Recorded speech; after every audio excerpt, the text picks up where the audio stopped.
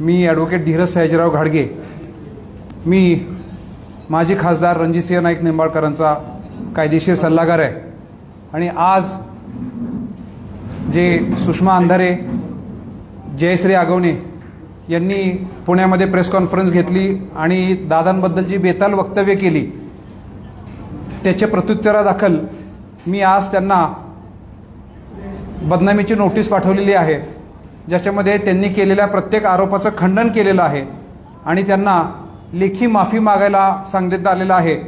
आणि लेखी माफीसोबत 50 कोटी रुपये त्यांनी नुकसान भरपाई द्यावी आणि ज्या ज्या मीडिया हाऊसेससमोर त्यांनी आज हे बदनामीकारक आणि बेताल वक्तव्य केलेले आहेत त्या बेताल वक्तव्यांचं तिथंच त्यांनी माफी लेखी त्यांची प्रसिद्ध करावी 48 तासामध्ये, असं मी त्यांना कळवलेलं आहे।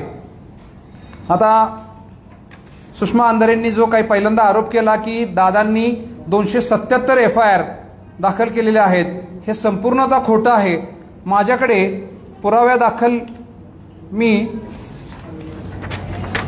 पत्र दाखवतो, जे उपविभागीय पोलीस अधिकारी फलटण, उपविभाग फलटण यांचं पत्र आहे, ज्याच्यामध्ये ते स्पष्टपणे म्हणतात की आपण दिलेल्या अर्जानुसार फलटण शहर पोलीस ठाणे व फलटण ग्रामीण पोलीस ठाणे येथे श्री रणजितसिंह नाईक निंबाळकर यांनी दिलेल्या फिर्यादीवरून कोणत्याही प्रकारचा ऊस मुकदम विरोधात अगर इतर तक्रार अथवा गुन्हा दाखल नाही।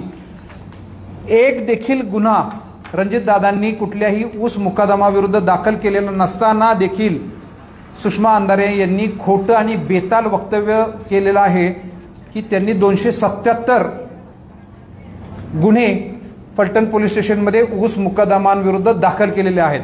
एवढंच नव्हे, तो ऊस मुकदमांना उचलून आणणे, किडनॅप करून त्यांना प्रचंड मारहाण करणे आणि त्यांना पुन्हा पोलिसांच्या ताब्यात देणं आणि पोलिसांकडून प्री अरेस्ट मेडिकल जे होतं त्या प्री अरेस्ट मेडिकलबद्दल अनफिट असताना देखील फिटचं सर्टिफिकेट घेण्यासाठी स्थानिक डॉक्टरांवर दबाव आणणं, ज्याच्यामध्ये पीडिता जिने सुसाईड केलं 2 दिवसापूर्वी तिचा देखील समावेश आहे, असं सुद्धा बेताल वक्तव्य केलेलं आहे। तर असं तुम्हाला सांगू इच्छितो की असं एकही प्रसंग कुठेही कधीही घडलेला नाही।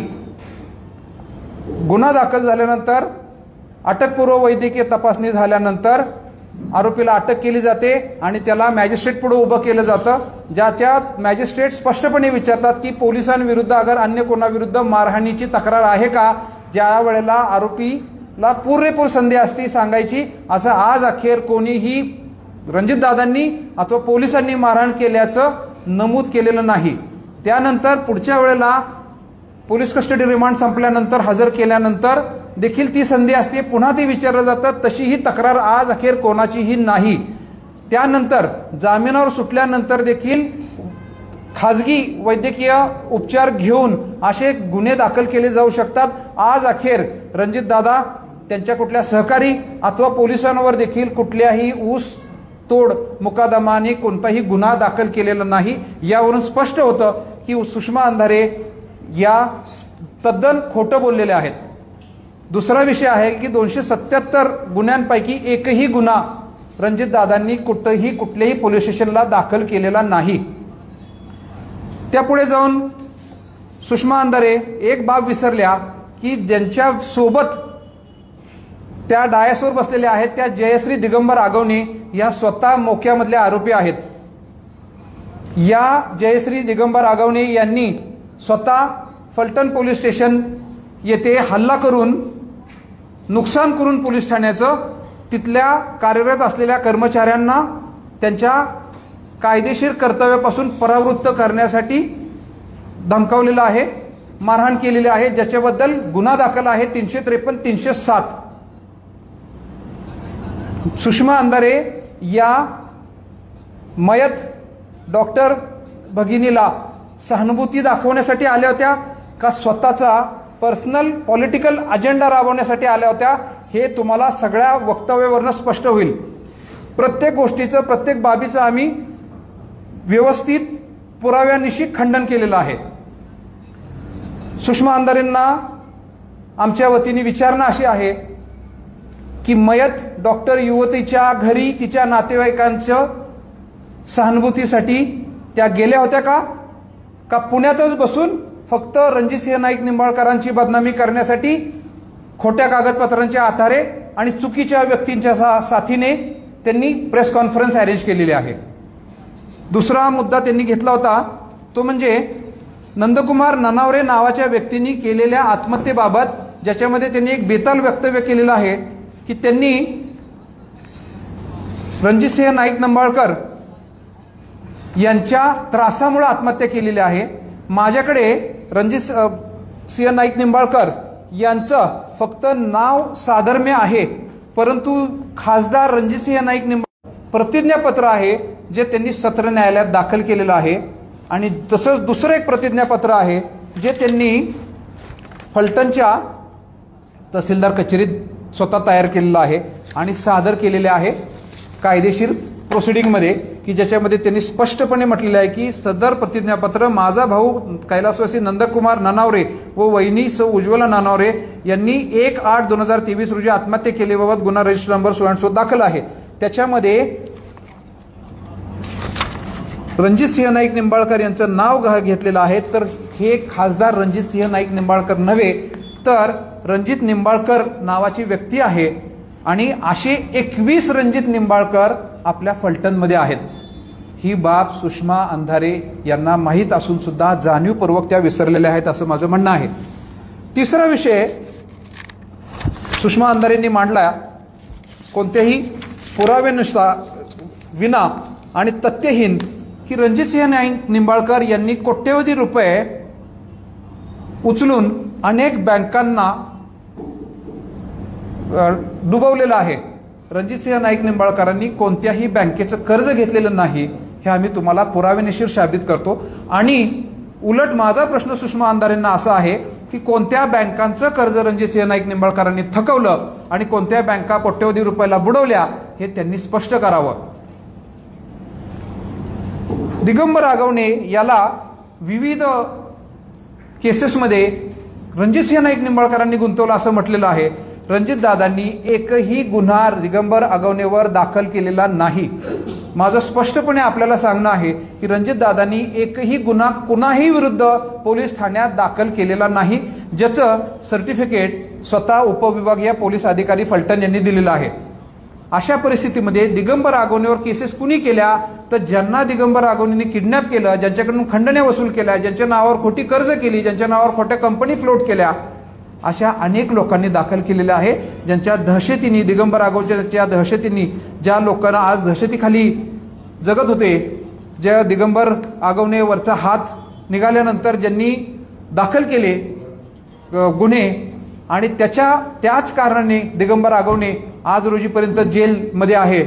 दिगंबर आगवणेवर MPID खाली महाराष्ट्र ठेवीदारांच्या हितसंबंधी कायदा त्याखाली मोक्याखाली आणि ED म्हणजे PMLA खाली गुन्हे दाखल आहेत। ED मध्ये त्यांना आता जामीन झालेला आहे, ज्याच्यासाठी आम्ही अपिलाचं सुद्धा झाल्याचं ऐकवत आहे। आमच्या मोक्याचा जामीन अजून प्रलंबित आहे आणि अशा अनेक खटले दिगंबर आगवणेवर दाखल झाले जे न्यायप्रविष्ट आहेत, ज्याची चर्चा सुषमा अंधारेंनी सार्वजनिकरित्या करण्याचं कोणतंही कारण नव्हतं। सुषमा अंधारेंनी हे जी प्रेस कॉन्फरन्स घेतली ही मयत डॉक्टर भगिनीच्या सहानुभूतीसाठी घेतली, तिला न्याय मिळावासाठी घेतला का दिगंबर आगवण्याची बाजू मांडण्यासाठी घेतली हे सुज्ञ पत्रकार सांगतीलच।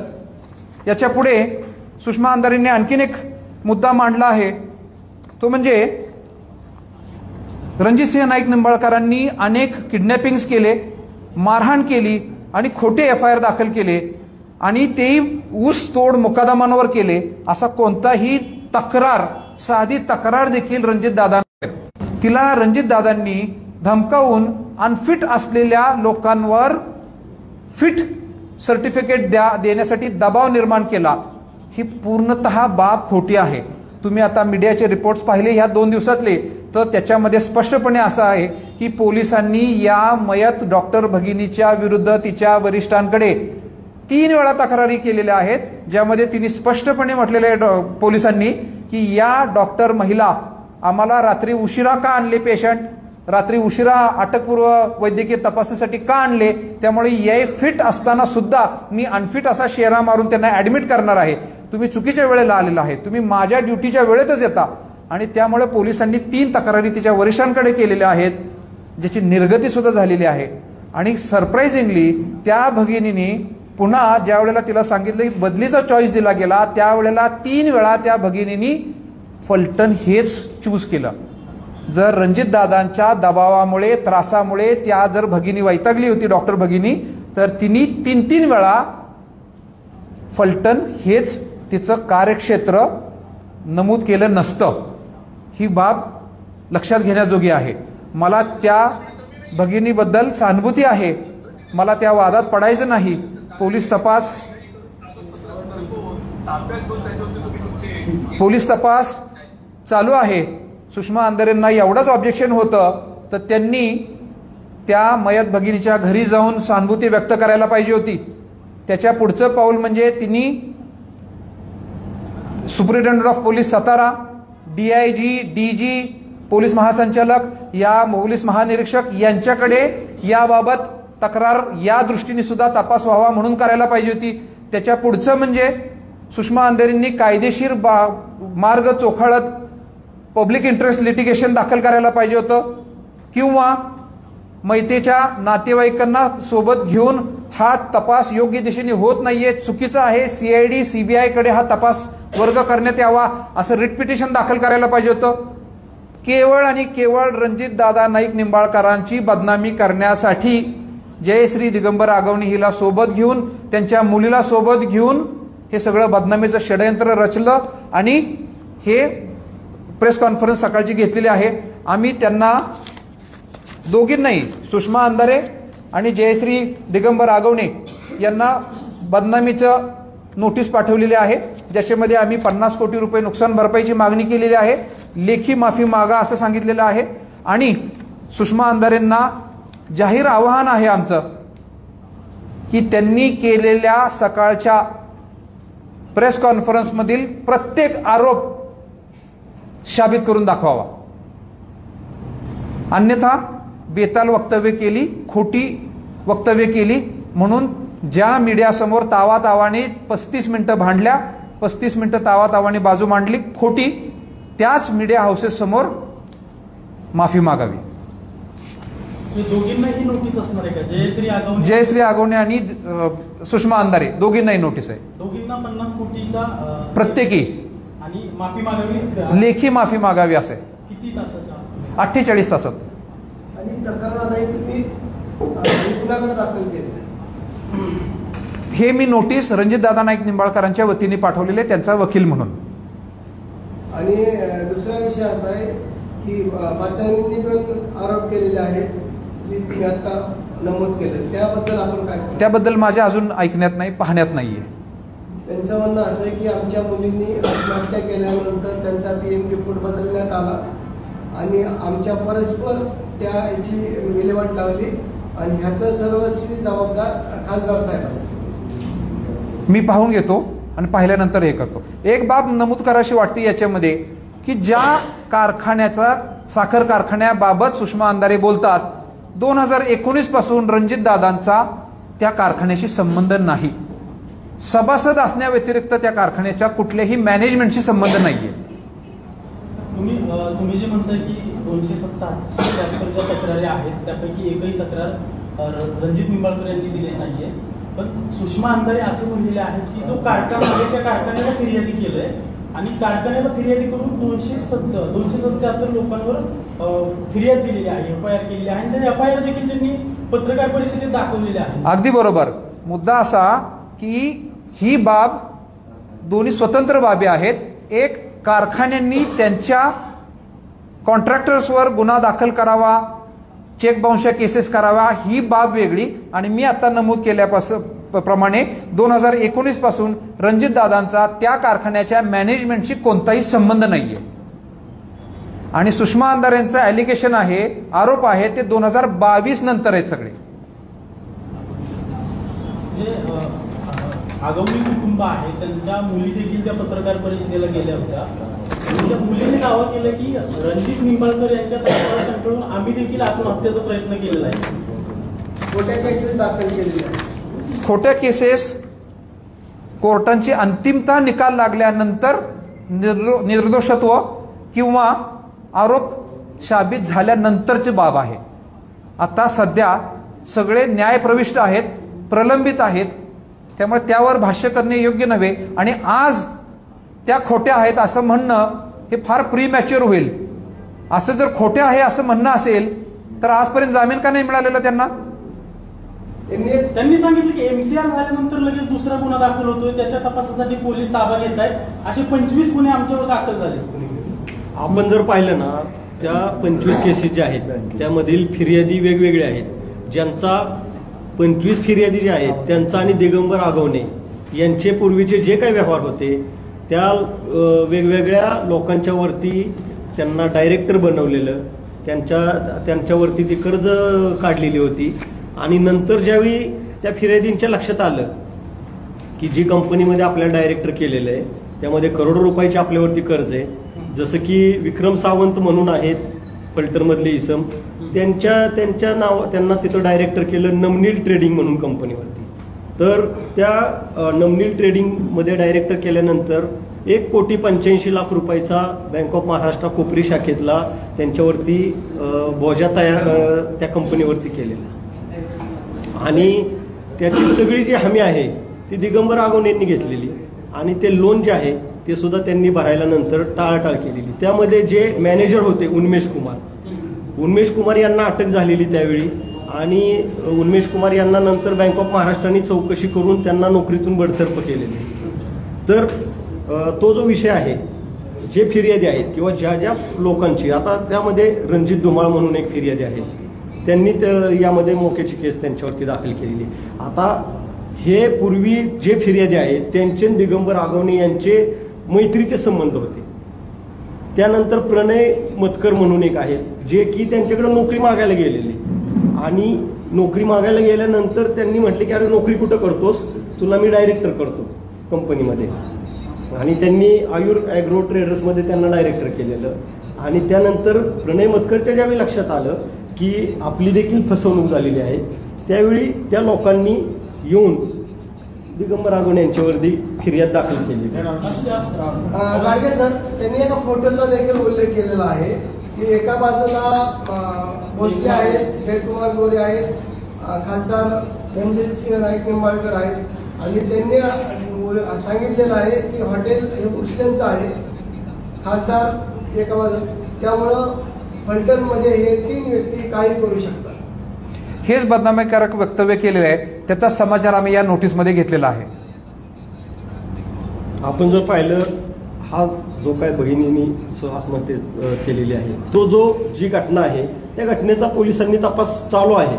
आणि त्यामध्ये जर का आपण पाहिलं, मी त्यामधले जे बनकर आहेत, बनकर यांच्या घरी जे राहत होत्या, तर बनकर आणि त्यांचा काही वाद झालेला. आणि त्यानंतर बनकरांना ज्यावेळी कोर्टामध्ये आणलेलं त्यावेळेचा जरी आपण कोर्टामधील युक्तिवाद ऐकला असेल त्यांच्या वकिलांचा, तर ती जी आहे न्यायप्रविष्ट बाब आहे. आणि त्यामध्ये योग्य तपास आता चालू आहे. रणजित सिंह नाईक निंबाळकर माजी खासदार आहेत. शिवसेना उभाटा गटाच्या नेत्या सुषमा अंधारे यांनी आज त्यांच्यावर गंभीर आरोप केलेले आहेत. त्या सगळ्या आरोपांना त्यांनी समोर येऊन उत्तर देणं अपेक्षित होतं किंवा गरजेचं होतं. कधी येऊन ते उत्तर देणार आहे त्या सगळ्यांना? त्याबद्दल नरसिंह सर सांगतील. या ठिकाणी उद्या किंवा परवा रणजितदादा आपल्या समोर येतील. परंतु त्याचबरोबर गेले 2 दिवस ज्या महिलेने आत्महत्या केली त्या महिलेबद्दल, तिच्या कुटुंबियाबद्दल मला अत्यंत सहानुभूती, आम्हाला सर्वांनाच सहानुभूती. परंतु गेले 2 दिवस ज्या प्रकारे गलिच्छ राजकारण सुरू आहे ते गलिच्छ राजकारण फलटणमधून चालू झालेलं आहे. त्याचं कारण असं आहे की गेले 30 वर्ष अंधाधुंद सत्ता, भ्रष्ट सत्ता, काळी सत्ता फलटण तालुक्याने अनुभवली. आणि गेल्या 9 महिन्यात विरोधी आमदार निवडून आल्यानंतर एकमेव टार्गेट केलं जाते रणजितदादांना. ते अशासाठी की माझं फलटण तालुक्यातल्या लोकांना तुमच्या मार्फत आवाहन आहे, हे आरोप प्रत्यारोप हे कालांतरानं रणजितदादा निर्दोष आहेत त्यातून निघून जातील, कालच त्यांनी सांगितलं. परंतु माझं फलटण तालुक्यातल्या लोकांना आवाहन आहे, एका बाजूला 4,000 कोटी रुपयाचं नीरा देवघरचं कॅनलचं काम चालू झालेलं आहे, दुसऱ्या बाजूला MIDCचं काम चालू झालेलं आहे, तिसऱ्या बाजूला 2 रस्ते 450 कोटीचे फलटण बारामती, फलटण आदरकी असे रस्ते. आमच्या तालुक्यातून पालखी रोड गेलेला आहे. आता मी जर तुम्हाला विकासाची कामं सांगत बसलो तर ही प्रेसमध्ये पुरणार नाही. अशी विकासाची कामं एका बाजूला चालू झाल्यानंतर 30 वर्षातली सत्ता राहील का नाही ही भीती ह्या सत्ताधाऱ्यांना किंवा प्रस्थापितांना निर्माण झालेली. आमदारकी गेली, नगरपालिका 100% जाईल का काय, पुन्हा पंचायत समिती जिल्हा परिषद जाईल का काय, अशी भीती निर्माण झाल्यानंतर हे अस्वस्थ झाल्यात लोक. आणि मग एका बाजूला प्रचंड मोठ्या प्रमाणात वेगाने विकास सुरू होते आणि मग कुठंतरी कसं तरी बदनाम करायचं म्हणून हे षडयंत्र आहे, दुसरं याच्या मागे दुसरं काही नाही.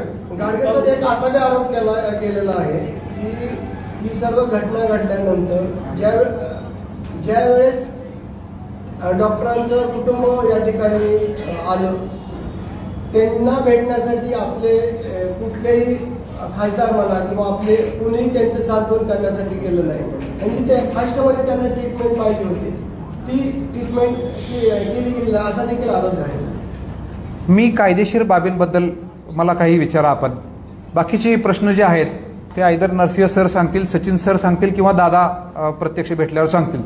तुम्हाला एक विनंती मात्र मला करावीशी वाटते आणि सुषमा अंधारेंनी सुद्धा केलेली चूक मी आपल्याला प्रकर्षाने आपल्या निदर्शनास आणू इच्छितो की बलात्कारातील पीडितेचे नाव घेण्यास कायद्याने बंदी आहे. असं असताना सुषमा अंधारेंनी आणि जयश्री दिगंबर आगवणेंनी अनेक वेळा पीडितेचं नाव कॅमेरासमोर घेतलं गेलेलं आहे आणि गुन्हा केलेला आहे. पत्रकारांना माझी विनंती आहे की जिवंत अथवा मयत पीडितेचं नाव कधीही घेणं कायद्याने मान्य नाहीये. ती देखील बाब आम्ही आमच्या नोटीसमध्ये नमूद केलेली आहे.